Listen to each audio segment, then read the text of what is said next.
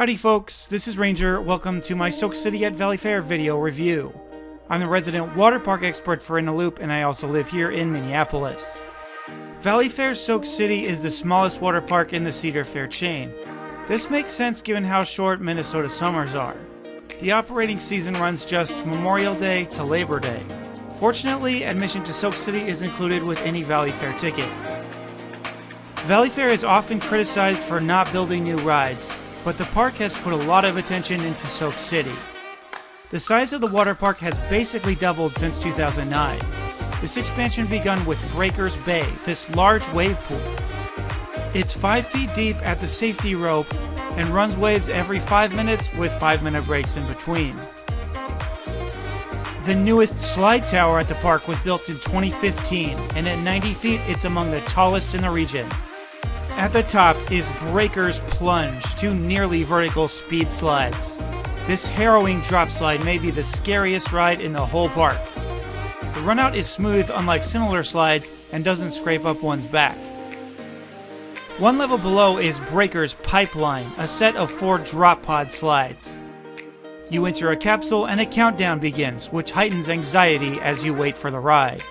The floor then drops out from underneath you and you free fall for nearly 2 seconds.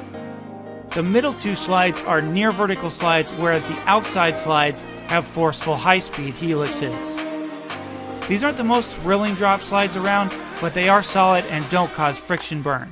My favorite slides in the park.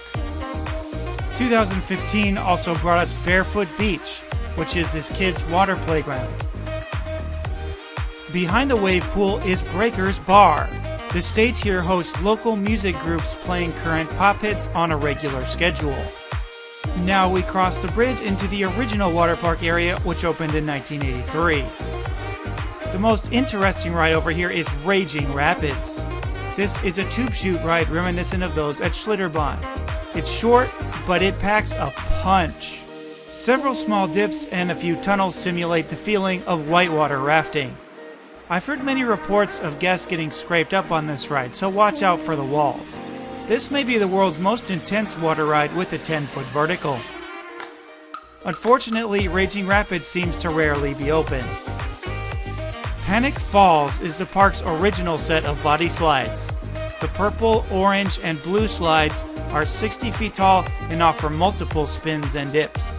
These are reasonably thrilling slides that have held up very well for almost 40 years now. The green and yellow slides are steep speed slides similar to the Breakers Plunge slides. Note that these two have not run in 2021 to my knowledge, nor has the twisting blue slide.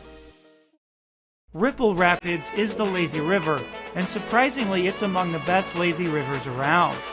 The route is very long, there's tons of tubes available, and you are always allowed to take multiple laps. I specifically like this section, which goes underneath Panic Falls.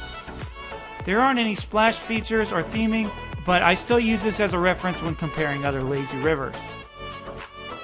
Hurricane Falls is an older family-style raft slide. Groups of 2 to 4 board these circular rafts and embark on a lengthy journey filled with twists and dives.